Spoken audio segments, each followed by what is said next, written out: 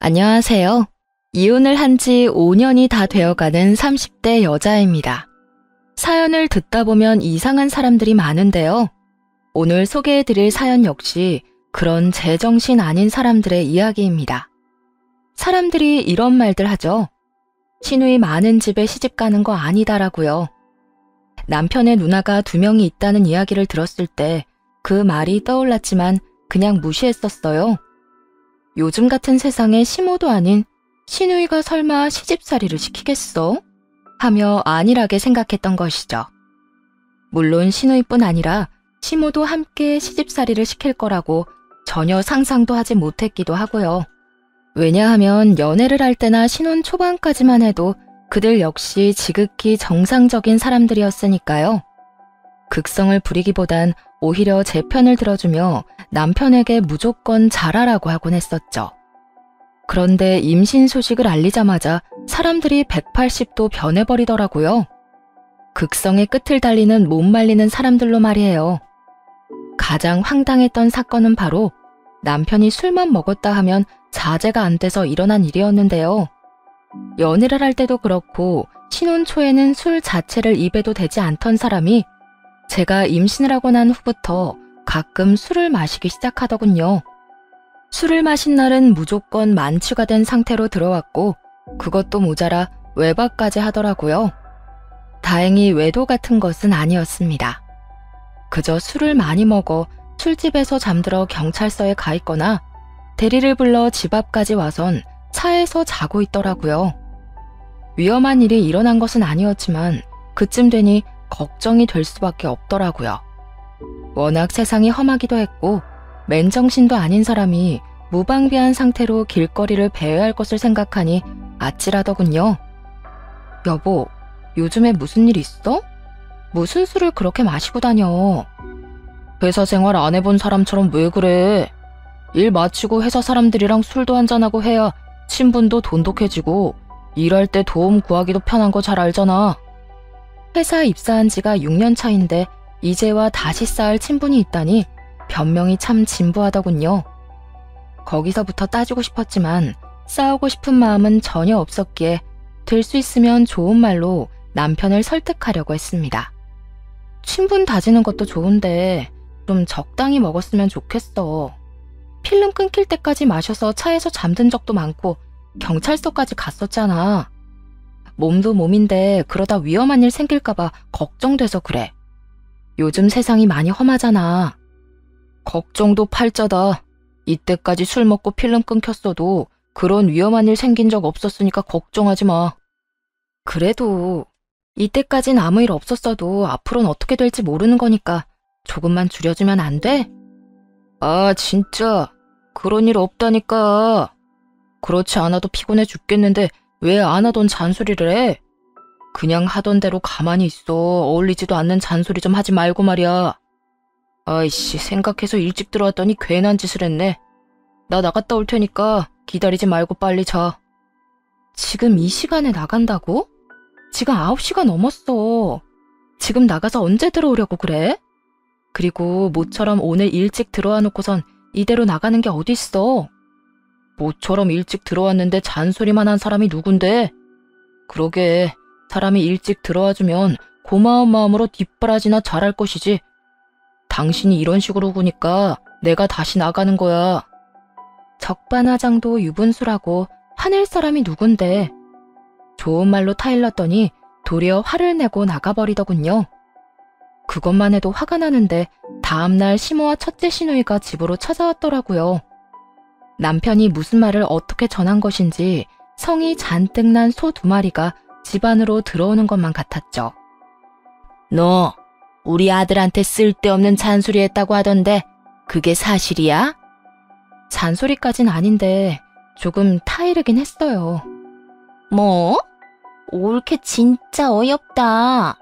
올케가 뭔데 우리 귀한 막내를 타일러? 올케가 무슨 우리 막내 선생이라도 되는 줄 알아? 그러니까 말이다. 넌 그냥 우리 귀한 아들 보필이나 잘하고 내 아들 자식이나 잘 낳아주면 된다. 그거면 네가 할 일은 끝난 거야. 그러니까 앞으로 내 아들 스트레스 받을 짓거리는 하지도 말거라. 처음엔 이런 반응들이 그저 놀라웠어요. 이렇게까지 남편 문제에 극성 떠는 모습을 처음 봤었으니까요.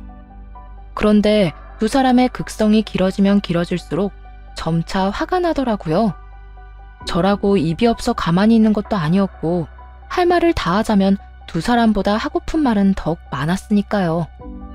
형님 말대로 제가 남편 선생도 아니고 어머님 말씀대로 남편 스트레스 받을 거 뻔히 알면서 제가 왜 싫은 소리를 했겠어요? 그냥 두고 보다간 그 귀한 아들이 살아 숨쉬는 꼴은 다시 못 볼 것 같아서 그랬어요. 뭐야? 그게 무슨 말인 게야? 글쎄, 그 귀한 아들이 술만 먹었다 하면 정신이 끊길 때까지 마신다고요. 술이 잔뜩 취한 채로 저번 주엔 경찰서에서 자고 저번 주엔 차에서 자고 오는데 두 분 같으면 그냥 두고만 볼 수 있겠어요? 그래서 한마디 했어요. 마시는 건 좋은데 조금만 줄이면 어떻겠냐고요. 부부 사이에 그 정도 말은 당연히 해야 하는 거 아닌가요? 이쯤 했으면 제 심정을 다는 아니더라도 조금은 이해할 거라 생각했는데 두 사람은 오히려 모든 걸 다 제 탓으로 돌리며 남편을 감싸기에 급급했습니다. 뭐? 내 아들이 어딜 가? 경찰서? 그리고 차에서 잤다니? 너 평소에 우리 아들을 얼마나 힘들게 하면 애가 술에 취한 와중에도 집에 오기 싫어 그딴 곳에서 잠을 자는 거야? 그러니까 옳게 도대체 내 동생한테 스트레스를 얼마나 주고 있는 거야? 설마 임신했다고 내 동생 노예처럼 부려먹는 거야? 아니면 사사건건 잔소리하면서 스트레스라도 주는 거야? 도대체 뭘 어떻게 했길래 내 동생이 인사불성이 될 만큼 술을 마시고 다니냐고. 제가 잔소리할 시간이라도 있으면 좋겠네요. 임신한 저도 나몰라라 하고 아침에 출근하면 새벽에나 들어오거나 아예 외박을 해버리는 남편한테 제가 무슨 수로 잔소리를 하겠어요? 얼굴이라도 제대로 보여줘야 뭐라도 할 수 있지 않겠어요? 올케가 진작 내 동생한테 잘했다면 밖으로 나돌지도 않았을 거란 생각은 아예 하지도 않는가 봐. 남편이 밖으로 돌면 그건 다 집사람 탓인 건 당연한 논리인데 말이야. 그쯤 되니 슬슬 화가 오르며 말이 술술 잘 나오더라고요. 한마디로 못할 말이 없는 상태였죠. 형님, 그렇게 잘 알고 있으면 제가 여기서 얼마만큼 더 잘하면 되는지 자세히 설명 좀 해주실래요? 하긴 형님도 술 한 번 먹었다면 끝장을 보는 사람이니 가정에 충실하진 않아 대답하긴 힘들긴 하겠어요. 어쩐지 같은 여자이고 같은 주부인데 어떻게 저렇게까지 제 마음을 이해 못하나 싶었는데 제가 형님한테 너무 과한 기대를 하고 있었네요. 뭐야? 옳게. 지금 내 면전에서 내 흉 보는 거지 지금? 뭐 이딴 게 있어? 내가 옳게 시누이라는 걸 잊기라도 한 거야? 아니요, 잊지 않았어요. 시누이란 걸 잊었다면 지금처럼 꼬박꼬박 존댓말하는 대신 저도 형님처럼 심한 말을 했겠죠. 이게 진짜 보자 하니까. 시누이는 이런 도발에 얼굴을 붉히며 흥분하기 시작했고 모 시모가 팔을 뻗어 시누이를 제지하더군요. 그리곤 시모가 나서 대신 혼내기 시작했죠. 너 말버릇이 아주 형편없구나. 네 친정에선 이딴 식으로 굴어도 상관없을지 몰라도 우리 집에선 절대 그런 버릇없는 행동은 절대 용납 못한다. 넌 그저 네 남편이나 우리가 하는 말에 네라고 대답만 잘하면 되는 거야. 그게 우리 집 법도니까. 잘못도 없는 임신한 며느리를 이런 식으로 잡는 게 어머님이 강조하는 법도라면 저는 지키며 살고 싶지 않네요. 너 지금 내 말에 토를 다는 거니? 임신까지 했는데 이혼당하기 싫으면 넌 그냥 하라는 대로 하거라. 그제야 갑자기 태도가 바뀐 이유를 알겠더라고요. 임신을 했으니 자신들이 어떤 행동을 해도 뱃속의 아이를 생각해 섣부른 행동을 못할 거라 생각했던 것이었습니다. 아기도 물론 중요하지만 저는 저 자신도 중요하다 생각하는 사람이라 그 얄팍한 수를 내려다보는데 참 가소롭더군요. 시모에게도 더 이상 참을 필요가 없다고 깨달은 순간이기도 했죠. 저딴 식으로 조종하려는 사람에게 더는 존중이나 효심을 발휘할 바보는 아니었으니까요. 어머님, 지금 큰 착각을 하는가 본데 전 뱃속에 아이가 있든 없든 이혼하려면 할 수 있어요. 그러니까 그딴 먹히지도 않는 말 내세워서 괴롭히는 짓 하지 마세요. 계속 이런 식이면 며느리도 손주도 평생 못 보고 살게 되지 않겠어요? 되로 주고 말로 받은 시모는 이런 반응에 다시 한번 당황한 듯 보였어요. 그리고 이내 계획대로 되지 않아 열이 오르는 듯 마구 고함을 질러댔습니다. 어디서 시어머니를 말로 이겨먹으려고 구는 게야? 말 하나는 고분고분 잘 듣는 것 같아 예뻐해 주려고 했더니 네 복을 네가 차는구나. 어머님이랑 형님이 주는 복이 있단 거라면 그냥 안 받고 말게요. 그러니까 복 줄 생각도 하지 말고 이만 좀 돌아가 주세요. 저는 괜찮은데 어머님 손주가 많이 피곤한 것 같아서 좀 쉬어야 할 것 같아서요. 사진으로 남겨놓지 못한 것이 후회가 될 정도로 두 사람은 절 멍청한 표정으로 바라보고 있더군요. 둘은 구구절절 제 말에 열이 받는 게 표정에 보였지만 마땅히 대꾸할 말이 없었는지 부시렁거리며 돌아가 버리더라고요. 이미 되돌리기엔 늦었고 되돌릴 마음조차 없었기에 심신을 달래며 남편을 기다렸습니다. 이때껏 일어난 일들을 생각해보면 틀림없이 시모도 남편에게 연락해 저와 있었던 일을 과장해서 일렀을 테니까요.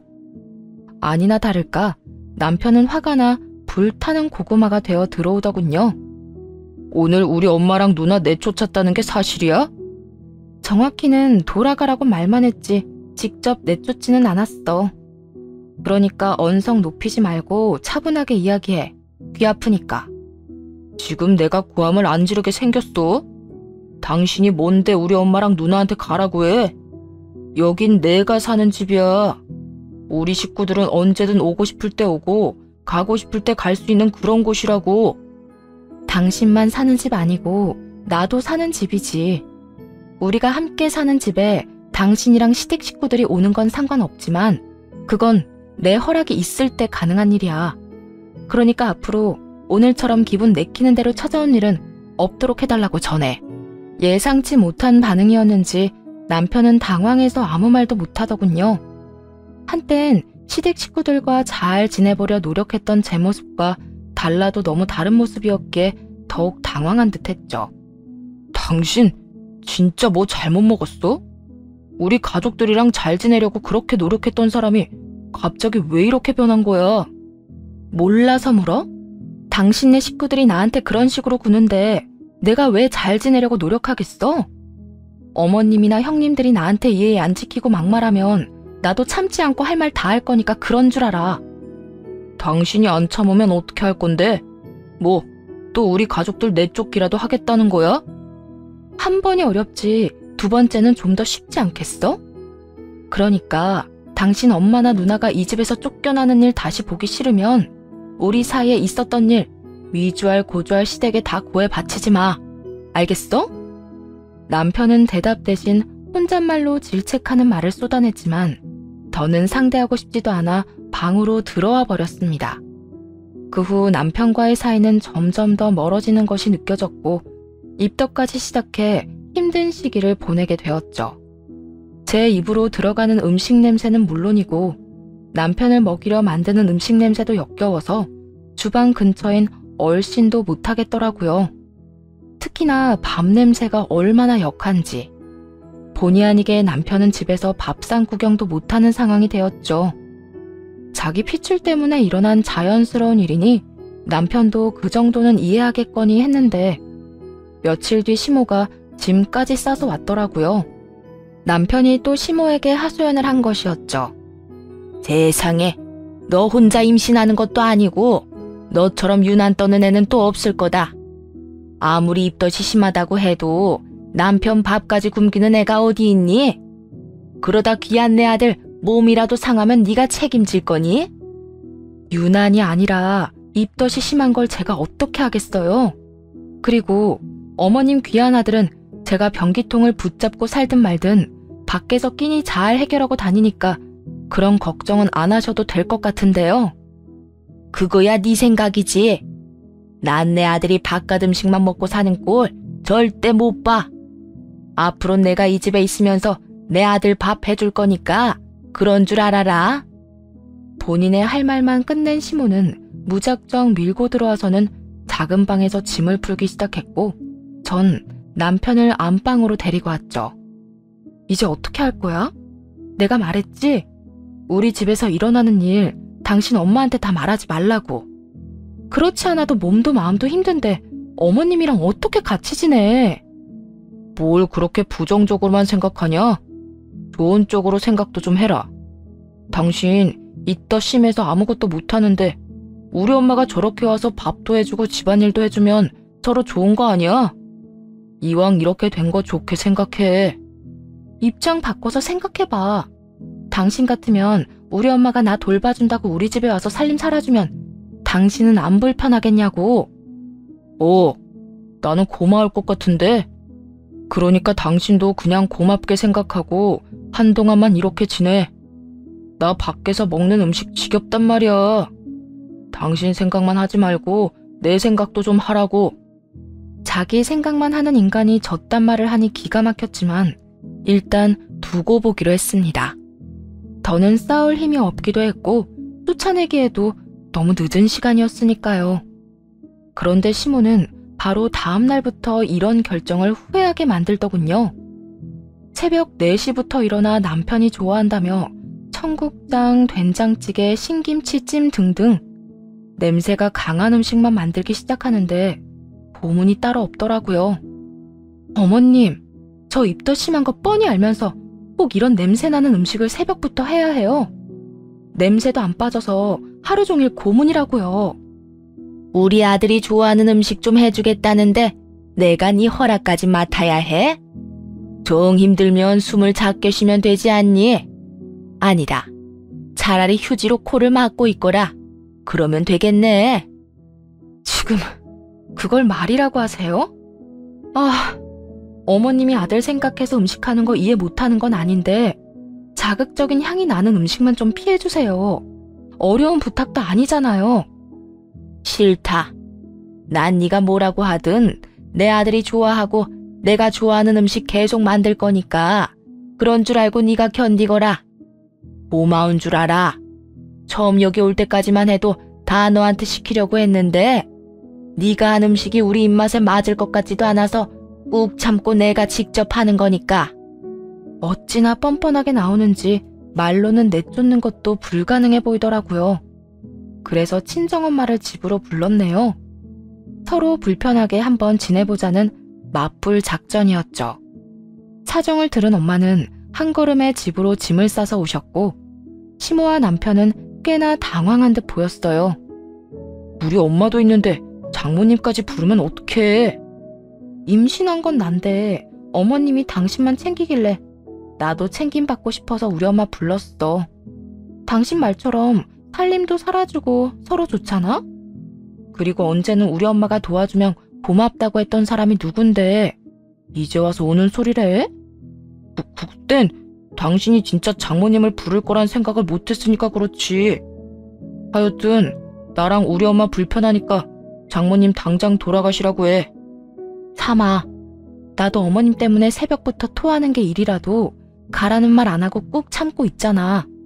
그러니까 당신도 참아. 적어도 당신은 나처럼 토하지는 않잖아? 당신 진짜 이렇게 치사하게 굴 거야? 이렇게 굴 거야. 그러니까 당신이 결정해. 우리 엄마, 어머님, 당신, 나 이렇게 넷이 오손도손 같이 살든지 그게 싫으면 어머님 집으로 돌려보내고 우리 엄마도 돌려보내든지. 그래, 좋아. 넷이 함께 지내보자고. 당신이 이런다고 내가 우리 엄마를 돌려보낼 것 같아? 이렇게 큰 소리를 텅텅 치던 남편은 일주일도 채 버티지 못하고 백기를 들더군요. 시모에게 돌아가달라고 말을 한 것이었어요. 제 계획대로 된 상황이 마음에 들지 않은 시모는 욕이란 욕은 다 하더라고요. 그것도 감히 친정엄마가 버젓이 두 눈을 뜨고 있는 데에서 말이죠. 이 고약한 것, 끝까지 이 시어머니를 이겨먹고 쫓아내는구나. 넌 꼭 벌 받을 것이야. 어른을 이런 식으로 대접하고 잘 되는 사람 단 한 사람도 본 적이 없어. 시모의 말에 제대로 자극이 된 엄마는 제 앞으로 막아서며 시모에게 그대로 갚아주기 시작했습니다. 임신한 며느리한테 말씀이 너무 심하신 거 아닙니까? 아무리 화가 난다고 해도 그런 말은 생각으로나 하지 직접 입 밖으로 내뱉는 사람은 처음 봐서 지금 좀 많이 당황스럽네요. 그리고 따지고 보면 지금 사돈이 화낼 상황이 아니라 제 딸아이가 화낼 상황 아닙니까? 애초에 허락도 없이 짐부터 싸서 들이닥친 거라고 들었는데 아무리 애들 집이라도 그런 무례한 행동은 하면 안 되죠. 교양 떨어지게. 앞으론 서로 조심하면서 살았으면 합니다. 사돈도 알다시피 어른들이 개입하기 시작하면 우리 자식들이 제대로 못 살게 될 테니까요. 지금처럼 말이에요. 그렇게 말씀하시면 제가 너무 섭섭합니다, 사돈. 저는 며느리가 입덧을 핑계로 제 아들을 굶기고 있다고 해서 그저 도움을 주려고 왔던 것뿐이라고요. 입덧은 핑계가 아니라 사실이고 도움이 안 됐으니 제가 드리는 말입니다. 사돈이 하는 음식들 때문에 제 딸아이는 구역질을 하고 저렇게 몸이 힘들어지다간 뱃속의 아기도 위험해질 텐데 그때 되면 그 일을 어떻게 책임지려고 그러세요? 제 딸아이한테 말씀하시는 것도 그래요. 태교가 얼마나 중요한데 임신한 애한테 그런 심한 말을 아무렇지도 않게 하는지 저는 도무지 이해가 되질 않네요. 그거야. 저도 화가 나니까 그랬죠. 오죽하면 제 귀한 손주 품은 애한테 그런 말까지 했겠습니까? 아, 그래요? 그러면 입장 바꿔서 한번 생각해 보실까요? 저도 지금 화가 많이 나는데 저도 사돈의 귀한 아들한테 자기 엄마 하나 못 막아서 내 딸 고생시킨다. 이렇게 멍청하게 굴 거란 걸 알았으면 이딴 결혼시키지도 않았을 거다. 이런 막말들 하면 사돈 기분 좋을 것 같습니까? 서로 귀하게 키운 자식 흉보고 상처 주는 일은 더는 없었으면 합니다. 시모와 엄마 사이엔 눈으론 보이지 않는 불꽃이 일어나고 있었고 남편도 상황의 심각성을 눈치챘는지 황급히 시모를 데리고 나가더군요. 엄마도 시모가 가는 걸 확인하고서야 집으로 가셨고요. 그렇게 큰일도 해결됐고 약해진 몸을 회복하는 데 시간을 보내고 있는데 남편이 또 사고를 치더라고요. 그건 바로 창의도 없이 4천만 원도 넘는 새 차를 사버린 것이었죠. 돈이 어디서 나서 차를 바꾼 거야? 저거 4천만 원도 넘는 차 아니야? 어디서 나긴, 모은 돈이지. 우리 돈에서 마음대로 뺏은 거 아니고 나 이번에 보너스 받은 거랑 총각 때부터 차 사려고 모은 적금 만기가 되어서 바꾼 거니까 뭐라고 할 생각하지 마. 아무리 당신 돈이라도 그렇지 창의 정도는 좀 해주지 그랬어. 부부 사이엔 그 정도는 기본 아니야? 몰라. 보너스는 각자 알아서 쓰기로 했고 결혼 전 가지고 있던 돈은 서로 터치하지 않기로 했으니까 당신한테 트집 잡힐 것도 없다고. 그리고 들어보니까 아기 태어나면 다들 큰 차로 바꾼다고 하더라. 아기 짐 때문에 작은 차론 어림도 없다던데. 겸사겸사 내 돈으로 바꾼 거니까 당신은 그냥 나한테 고마워나 해. 날 위해서가 아니고 당신이랑 우리 아기를 위해서 바꾼 거니까. 상의도 없이 그렇게 큰 돈을 써버린 건 화가 나긴 했지만 잔고를 확인해보니 부부 돈을 건드린 것도 아니었고 본인 돈으로 해결했다고 하니 그러려니 하고 넘어가기로 했습니다. 그리고 몇 달이 지났어요. 주말이라 늦잠을 자는 남편을 두고 산책을 다녀왔는데 어느새 일어난 남편이 제가 들어오는 것도 모르고 통화를 하더라고요. 그것도 게임을 하며 스피커폰을 해놓은 채 말이에요. 그래서 언니랑 내가 투자한 주식은 얼마나 올랐어? 오르긴 오른 거야? 조금 오르긴 했는데 좀 더 기다려보면 더 많이 오를 거야. 그러니까 나 좀 믿고 그만 좀 물어. 하루에 몇 번씩 전화해서 묻는 거야? 그거야. 불안해서 그렇지. 너도 알다시피 언니랑 나, 형부랑 남편 몰래 너한테 준 돈이잖아. 언니 3천만 원, 나 2천만 원. 적금 깨서 너한테 주식 투자하라고 준 거 알면 우리 진짜 쫓겨난다고. 절대 쫓겨나는 일 없도록 할 테니까 날 좀 믿고 기다려. 설마 동생이 누나들 쫓겨나게 만들까? 은행 이자랑 비교도 안 되는 금액으로 돌려줄 테니까 걱정하지 말라고. 그러면 말 나온 김에 무슨 종목에 얼마씩 투자했는데 좀 보여줘봐. 네가 돈은 받아가고 종목도 금액도 말해주지 않으니까 너무 궁금하단 말이야. 에이 참, 나중에 좀 더 오르면 그때 짠 하고 보여줄 테니까 조금만 더 기다려. 조만간이라니까. 누나, 나 지금 좀 바쁘거든? 나중에 다시 통화해. 직감적으로 알 수 있었죠. 주식 투자는 애초에 하지도 않았고 그 돈으로 새 차를 산 거란 걸 말이에요. 심지어 아주버님들 몰래 돈을 빼내왔다고 하는데도 남편은 거리낌 없이 거짓말을 하며 게임에 몰두하고 있더라고요. 대형 사고도 그런 대형 사고가 따로 없었죠. 하지만 냉정하게 따져보면 제가 나설 필요는 전혀 없었어요. 사고는 남편이 쳤고 추후 일이 터져도 남편이 책임져야 할 테니까요. 거기에다 이미 마음속으론 무사히 출산부터 한 후 이혼할 생각도 하고 있었기에 더욱 제가 나설 필요는 없었죠. 그렇게 남편의 기가 막히는 행보를 지켜보는 사이 출산날이 다가왔어요. 출산 후 좋은 환경에서 회복하며 생각을 정리하고 준비할 것이 많았기에 조리원을 좀 더 신경 써서 고민하고 있었죠. 집에선 제가 뭘 하든 관심도 보이지 않던 남편은 생뚱맞게 시모와 함께 있는 자리에서 조리원 이야기를 꺼내기 시작했습니다.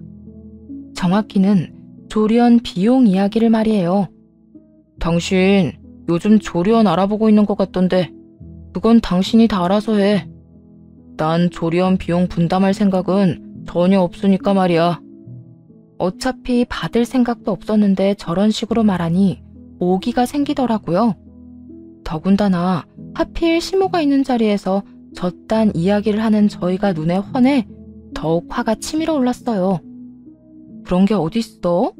나만 아기 부모야? 당신도 이 아기 부모잖아. 아기가 태어나느라 망가진 몸 회복하느라 가는 조리원인데 당연히 당신도 분담해야지. 그건 당신한테나 당연한 거고 난 당신한테 줄 돈 없으니까 당신도 돈 없으면 친정에다 달라고 해. 당신 엄마는 당신 못 챙겨서 안달인 분인데 그까짓 조리원 비용은 웃으면서 주시겠지. 남편은 재수없는 눈빛으로 저를 무시하고 있었고 남편이 파트로 매주를 쓴데도 맞는다고 할 기세로 시모까지 나서 그 말이 다 옳다고 편들기 바쁘더군요. 내가 들어보니 내 아들이 틀린 말을 하는 것도 아닌데 왜 그렇게 인상을 쓰니? 임신하고 내 아들은 제대로 챙겨본 적도 없으면서 조리원 비용을 바라는 건 네가 너무 염치가 없는 것 같구나. 그러니까 네 몸 회복은 네가 알아서 해. 아, 그래요? 그러면 조리원 비용은 제가 알아서 해결할 테니 두 사람 다 내 자식 얼굴은 볼 생각도 하지 마세요. 그러면 좀 공평하겠네요. 뭐야? 그러는 법이 어디 있어? 왜 화를 내세요? 임신했을 때 남편 못 챙겨서 조리원 비용도 줄 필요 없다는 그 논리 그대로 적용했을 뿐인데. 그렇잖아요. 임신했을 때도 저 혼자 애 지키려고 갖은 고생이란 고생은 다 하고 출산하고 내 몸 회복도 나 혼자 다 하는데 굳이 아무것도 한 것이 없는 두 사람한테 왜 내 귀한 애를 보여줘야 해요? 그럴 이유가 전혀 없잖아요. 이게 보자보자하니까? 네, 될 수 있으면 그렇게 계속 두고만 보세요. 어머님 아니라도 지금 제 머릿속이 여러 가지로 복잡하니까 뭘 하지도 말고 저한테 뭘 바라지도 말고 그냥 두고만 보시라고요. 저도 지금 홧김에 무슨 짓을 어떻게 할지 저 자신이 무섭거든요. 언성을 높이기 시작하자 남편이 나서 시모의 편을 들며 고함을 지르더군요. 당신 진짜 눈에 뵈는 게 없어? 어디서 우리 엄마한테 언성을 높여? 우리 엄마가 틀린 말한 것도 아니고 당신이 버릇없이 구는 건 사실인데 우리 엄마가 당신 이 정도로 봐주고 있으면 당신도 빳빳이 등 그 고개 숙이고 감사한 마음으로 살아. 애 딸린 이혼녀 되고 싶지 않으면. 당신이나 내가 꾹 참고 살아주면 고마운 줄 알고 잠자코 있어. 내가 어디서부터 어디까지 알고 있는 줄이나 알고 이렇게 나한테 큰소리 치는 거야? 그리고 이혼녀? 내가 그까짓 이혼녀가 되는 게 겁나서 참고 있는 줄 알아? 그딴 거 겁 하나도 안 난다고 했지. 난 그저 출산부터 무사히 하려고 참고 있는 것뿐이라고. 남편과 고성이 오가는 사이 시모는 달려들려고 하더라고요. 이게 누구 앞에서 감히 내 아들 말에 토를 달아? 이 버릇없는 것, 오늘 내 손맛 좀 봐라. 시모는 있는 힘껏 제 머리카락을 잡고 휘둘기 시작했고, 그렇지 않아도 부른 배로 중심을 잡기 힘들었던 상황이라 힘 한 번 제대로 쓰지 못하고 이리저리 끌려다녔죠. 그렇게 시모에게 당하고 있는데도 남편은 태연하게 앉아 물이나 마시고 있었더라고요. 보고만 있지 말고 어떻게 좀 해. 이러다 아기 잘못되면 책임질 거야? 네가 네 입으로 말했잖아. 너 혼자 그 아기 지키느라 고생 많았다고. 이번에도 혼자 힘으로 잘 지켜봐. 무조건 어떤 일이 일어나도 이혼만큼은 꼭 하겠다고 다짐하는 그 순간, 배에서 참을 수 없는 고통이 느껴지더니 정신이 아득해졌습니다. 힘겹게 눈을 뜨니 병원이더라고요. 결국 저는 쓰러진 것이었고 급하게 병원으로 옮겨 가즈네를 써봤지만 아기는 지킬 수 없었다고 하더군요. 상황을 그렇게 만든 장본인들은 머리카락도 보이지 않았고 그 병실에서 혼자 기를 쓰며 이혼을 준비했습니다. 그 사이 퇴원을 하게 되었고 몸 회복과 이혼 준비가 끝나는 대로 소송을 시작했네요. 그와 동시에 아주버님들께 다 연락을 돌려 자신들도 모르게 깬 적금의 행방에 대해 낱낱이 알려드렸죠.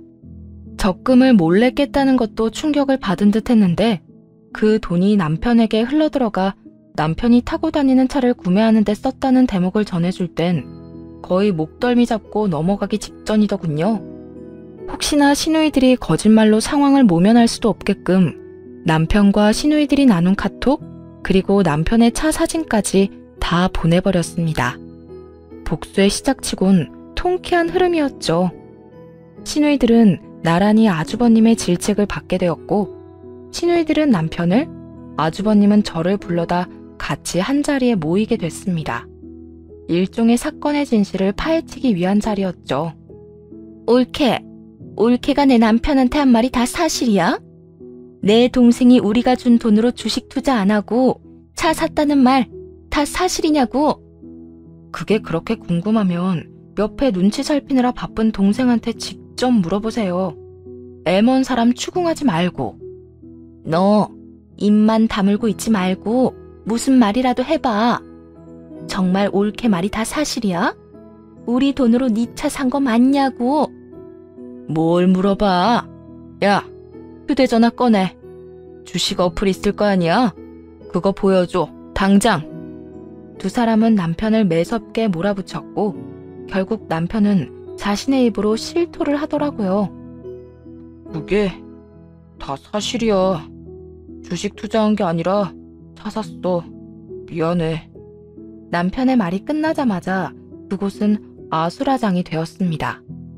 한 명의 시누이는 자리에 주저앉아 울기 시작했고 한 명의 시누이는 남편 놈을 잡고 흔들며 욕을 했죠. 그렇게 한참 난동을 부리던 두 시누이는 급하게 아주버님들의 눈치를 보며 빌기 시작하더군요. 자신들은 정말로 몰랐다고요. 우린 정말 몰랐어. 우리도 당한 거라고. 그러니까 제발 이혼만은 안 하면 안 될까? 그래, 이혼은 아니잖아 여보. 우리도 감쪽같이 속은 피해자인데 이혼까지 당하는 건 말도 안 돼. 한 배에서 태어난 인간들 아니랄까봐 어찌나 뻔뻔한지 혀가 절로 차지더군요. 아주버님들도 저와 같은 심정이었는지 무릎까지 꿇고 비는 형님들을 매몰차게 뿌리쳐버리곤 그 자리에서 바로 이혼을 통보해버리더군요. 돈도 돈이지만 이미 신뢰가 깨져버렸다고 하면서 말이죠.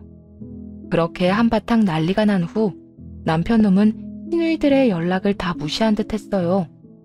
본인에게 불똥이 튈까 싶어 잠수를 탄 것이었죠. 시누이들은 어떤 방법으로도 남편에게 연락이 닿지 않자 뻔뻔스럽게도 이혼 소송 중인 저를 찾아 친정까지 찾아왔더라고요. 올케, 이 자식이랑 연락 안 돼? 이혼 소송 중이면 연락이라도 될 거 아니야. 그래, 지금 전화 좀 해봐. 이 자식 우리 전화는 전혀 받지도 않는다고. 그딴 부탁이나 하려고 제 친정까지 찾아온 거예요? 그러면 어떡해? 남편은 이혼하자고 난리고 동생이란 놈은 연락도 안 되는데 그 돈은 정말 한 푼도 안 남은 게 확실해? 그 큰 돈을? 아직도 동생을 그렇게 모르세요? 그렇게 된통 당해놓고? 그 돈이 조금이라도 남아있었으면 이렇게 잠수는 타지 않았겠죠. 두 분 다 그 아끼던 동생한테 사기당한 거라고요, 사기. 저한테 이러고 있을 시간에 회사라도 찾아가 보세요. 그 생각을 못했네. 이 자식 이거 회사는 다니고 있겠지? 언니, 우리 회사에 찾아가자. 회사까지? 그래도 회사 가는 건 좀 그렇지 않나? 얘도 직장 생활은 해야 하잖아. 언니는 지금 이혼당하게 생긴 마당에 그 자식 직장 걱정하게 생겼어? 아, 마음대로 해. 난 그 돈 무슨 수를 써서라도 받아내야 하니까. 둘째 시누이는 곧장 집을 나섰고 곧 첫째 시누이도 그 뒤를 따라 나가더라고요. 저 역시 그 뒤를 쫓았고요. 모르긴 몰라도 한바탕 난리가 날 것인데 그 구경을 놓칠 순 없는 노릇이니까요. 남편의 회사 앞에 도착한 두 사람은 마지막 기회라도 주려는 것인지 다시 남편에게 전화를 걸더라고요. 하지만 남편은 받지 않았고 두 사람은 곧장 사무실 안까지 들어가 남편을 찾아냈어요. 그러고는 남편이 뭐라고 하기도 전에 한 사람은 멱살을, 한 사람은 머리채를 잡아버리더군요. 너 언니랑 내 돈 내놔. 돈 내놓으라고. 네가 어떻게 우리한테 이럴 수가 있어? 너 때문에 나나 둘째나 이혼당하게 생겼다고. 지금이라도 그 돈 다 토해내면 동생 취급은 해줄 테니까 돈 내놔. 누나들 왜 이래? 이러다 나 다치면 누나들이 책임질 거야? 너 언니가 하는 말 못 들었어? 지금 네가 다치는 게 문제인 줄 알아? 우리 이혼당하게 생겼으니까 돈 내놓으라고. 그 돈이 어디 있어? 차 사는데 다 쓰고 없어. 지금 차 팔아도 그 돈이 나오지도 않고. 그러니까 이왕 이렇게 된 김에 그냥 이혼해. 돈은 동생한테 좋은 선물 하나 해줬다고 생각하고 그렇게 귀한 동생이라고 노래를 부르더니 그 정도도 못 해주냐? 이게 아직도 정신 못 차리지? 오늘 너 죽고 나 사는 거야. 그야말로 개판도 그런 개판이 또 없었습니다. 그렇게 한참 드자비가 계속되던 그때 남편의 사무실에 있는 사람들이 하나둘 수군거리기 시작하더라고요. 지금 누나들 돈 떼먹었다는 거 맞지? 나한테도 지난달에 30만 원 빌려갔었는데 그것도 떼먹히는 거야? 박 대리도 나도 저번 주에 20만 원 빌려줬어. 월급 나오면 갚는다고. 나도 빌려줬는데 뭐야, 돈 안 빌려준 사람이 있긴 있는 거야? 네, 그래요. 남편 놈은 누나들 돈을 떼먹은 것도 모자라 사무실 사람들 돈까지 한 푼 두 푼 빌려 갚지 않던 상황이었어요. 하루라도 빨리 이혼 준비를 한 것이 천만다행이란 생각이 들더라고요. 자칫하면 저 오물을 함께 뒤집었을 뻔했으니 말이에요. 그 후 소송은 저의 대승소로 끝이 났고 이혼이 확정될 때쯤엔 전 남편은 회사에서 잘리고 가족들에게도 한때 동료였던 사람들에게도 빚잔치가 열렸다고 하더군요. 그리고 얼마 후에는 전 시누이들도 차례대로 이혼을 당하게 되었다는 이야기를 듣게 되었고요. 그리고 그렇게 귀한 아들 타령을 하던 전 시모는 그 귀한 아들 때문에 두 딸을 반품받아 꼼짝없이 끼고 살게 되었다고 하더군요. 그렇게 통쾌한 복수를 끝내고 일상으로 돌아가기 위해 무던히 애쓰고 있는데 전 남편이 찾아왔더라고요. 들리는 소문엔 빚쟁이들에게 쫓겨 가족들도 배신하고 잠수를 타 연락조차 되지 않는다고 하더니 꼴을 보니 고생 꽤나 하고 있는 모양이었어요. 쫓기는 신세라고 들었는데 왜 찾아온 거야? 상황이 이렇게 되니 당신이 너무 보고 싶더라고. 지난날이 후회가 되기도 했고 말이야. 우리 아기 일은 내가 미안해. 그때 내가 우리 엄마 말렸어야 했는데. 아기까지 들먹이며 후회하는 척을 하는 전 남편을 보는데 부하가 치밀어 오르더군요. 그대로 남편의 뺨을 올려붙이며 고함을 질렀네요. 감히 내 앞에서 아기 이야기를 꺼내? 아무리 양심이 없고 뻔뻔해도 그렇지. 그 이야기는 네가 꺼내면 안 되는 거 몰라? 이제 와서 뭐? 미안? 웃기고 있네. 내가 아는 너는 그런 일을 미안해할 인간이 아니야. 진짜 미안했다면 우리가 이혼 소송을 하던 그때 미안하다는 말 한마디 정도는 했겠지. 어떻게 해서든 위자료 한 푼 아껴보려고 발악하는 게 아니라. 고함을 지르는 내내 뺨을 만지던 전 남편은 제 이야기가 끝나기 무섭게 무릎을 꿇고 빌기 시작하더라고요. 내가 미안해. 내가 다 잘못했어. 당신이 이 말 안 믿을 거 잘 아는데 이번엔 진짜 진심이니까 믿어줘. 그래, 진심이라고 치자. 난 더는 너랑 할 이야기 없는데 너도 할 말 다 했으면 가봐. 그렇게 문을 닫고 들어가려고 했고 전 남편은 황급히 바지가랑이를 붙잡고 늘어지기 시작했습니다. 나 할 말 남았어. 내가 다 잘못했고 반성도 충분히 했으니까 나 좀 용서하고 다시 받아주면 안 될까? 뭐라고? 용서라고 했니 지금? 나 진짜 반성 많이 했어. 이혼하고 난 후에 단 하루도 반성하지 않은 날이 없다고. 그러니까 나 좀 받아줘. 나 진짜 오갈 데가 없어. 반성이 충분하다는 걸 왜 당신이 결정해? 이래서 죄 지은 것들은 상종하면 안 돼. 눈 마주치고 말 좀 섞어주면 자기들 마음대로 용서받았다고 착각을 한다니까. 야, 잘 들어. 난 네가 반성했다는 그 말 믿지도 않고 설령 진짜 반성을 했다고 한들 그 시간은 충분하지 않아. 그러니까 살아있는 모든 날 동안 반성하면서 살아. 날 지킬 생각도 없었고 네 새끼도 지키지 못했던 그날을 두고두고 떠올리면서 평생을 반성하고 살란 말이야. 그래, 평생 반성하면서 살 테니까 당신 곁에만 있게 해주면 안 될까? 곁에만 있게 해주면 내가 평생 반성하면서 당신한테 잘하고 살게. 맹세할 수 있어. 네가 맹세를 하든 각서를 쓰든 난 네 말 못 믿고 곁에 둘 생각도 없어. 네 가족한테도 사기치고 잠수 탄 놈을 내가 왜 믿어줘야 해? 그렇게 오갈 데가 없으면 네 집에나 가. 네 누나나 네 엄마가 일을 바득바득 갈면서 널 애타게 기다리고 있을 테니까. 내 사정 뻔히 알면서 그 집에 가라는 말이 나와? 나 그 집에 가면 맞아 죽어. 그러지 말고 나 좀 받아줘, 응? 전 남편은 폭이란 모르는 사람처럼 굴기 시작했고 그 순간 제가 부른 사람이 저희 앞에 도착했습니다. 그건 바로 둘째 신우이였어요. 네, 전 남편이 찾아온 걸 알자마자 바로 신우이에게 연락을 했고 전 남편과 실랑이를 하며 붙잡아두고 있었던 것이었죠. 전 남편은 전 신우이를 발견하고 도망을 치려고 했지만 전 붙잡고 놔주지 않았습니다. 너 이 자식 잘 걸렸다. 누나들 줄줄이 이혼시켜놓고 잘못했다고 빌지는 못할 망정 잠수를 타? 네가 그러고도 인간이야? 내가 빌어봤자 달라질 것도 없잖아. 그리고 누나들이나 빚쟁이들이 하루가 멀다고 괴롭히는데 어떡해.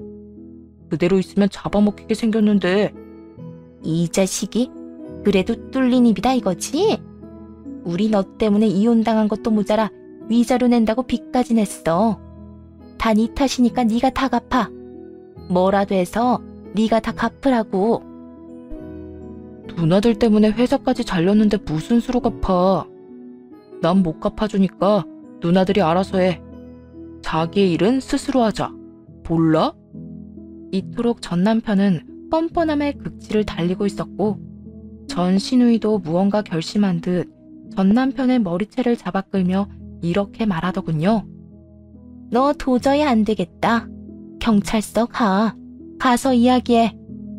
너 우리한테 한 짓 엄연히 사기라고. 가서 콩밥을 먹이든 돈 갚겠다는 각서를 받아내든 할 테니까 각오해. 아, 누나, 이러지 마. 내가 잘못했어. 못 믿어. 안 믿어. 뭘 하든 경찰서부터 가. 그렇게 신우이의 손에 끌려간 전 남편은 경찰서까지 가 일용직을 해서라도 돈을 갚겠다고 각서를 쓰고 풀려났다고 하더군요. 그래서 그 돈을 착실하게 갚았냐고요? 아니죠. 일을 하러 나간다며 나간 전 남편은 또다시 도망을 갔고 가족들의 마지막 믿음마저 저버렸다고 하더라고요. 배신할 사람이 없어 가족 뒤통수를 치고 그것도 한 번도 아니고 여러 번 배신하는 전 남편을 보며 참으로 대단한 인간이다 생각했네요. 저는 이혼을 하며 회사를 그만뒀고 전 남편이 한 번 찾아온 이후 겸사겸사 한적한 동네로 이사를 했습니다. 몸조리를 끝낸 후 받은 위자료로 작은 가게를 차려 지금은 대략 5년 가까이 운영하고 있어요. 소위 말하는 대박이라는 말이 나올 정도로 장사가 잘 되는 건 아니지만 혼자 먹고 살 만큼은 벌며 살고 있네요. 최근 들어 건물주 아들이라는 사람이 가게에 자주 오곤 하는데요. 처음엔 부담스러웠는데 자주 찾아와 말을 걸곤 하니 금세 친해지게 되었지 뭐예요? 하루가 멀다고 가게로 오는 그 사람에게 이렇게 물어본 적이 있어요. 그런데 왜 이렇게 자주 오는 거예요? 사는 집이랑 여기랑 거리가 가까운 것도 아니라면서요. 그러니 이렇게 대답하더라고요. 그거야, 사장님이 직접 만들어주는 커피가 맛있어서 그렇죠. 내가 커피를 진짜 좋아해서 이 집 저 집 다 다녀봤는데 사장님 커피가 제일 맛있어요. 그리고 사장님이랑 수다 떠는 것도 재밌고. 내일 또 찾아와도 되죠? 아무래도 저한테 관심이 있는 것 같죠? 이혼을 하며 겪은 일이 많다 보니 다가오는 남자들이 간혹 있긴 해도 다 밀어내기 바빴는데 이 남자는 조금 더 지켜보려고 해요. 가진 것에 비해 소탈하기도 하고 이야기도 잘 통하고 무엇보다 웃는 모습이 참 예쁘거든요. 많은 이야기를 나누며 좀 더 자세히 알아보고 기회가 된다면 연애도 한번 해보려고요. 5년이나 지났으니 연애 정도는 스스로에게 허락해도 되지 않을까요? 많은 일을 겪고 이혼을 할 때까지만 해도 내가 이렇게 잘 살 수 있을 거란 생각도 못했는데 5년 동안 앞만 보고 열심히 살다 보니 가끔은 이처럼 행복한 날들도 있더라고요. 물론 제 곁을 떠나간 아기를 생각하면 아직도 눈물 흘리는 날도 있지만 제대로 된 준비가 되었을 때 다시 찾아오려고 잠시 이별했다고 그렇게 생각하려고요. 이로써 사연은 끝이 났습니다. 쌀쌀한 날씨에 감기 조심하시고 늘 행복하세요. 감사합니다.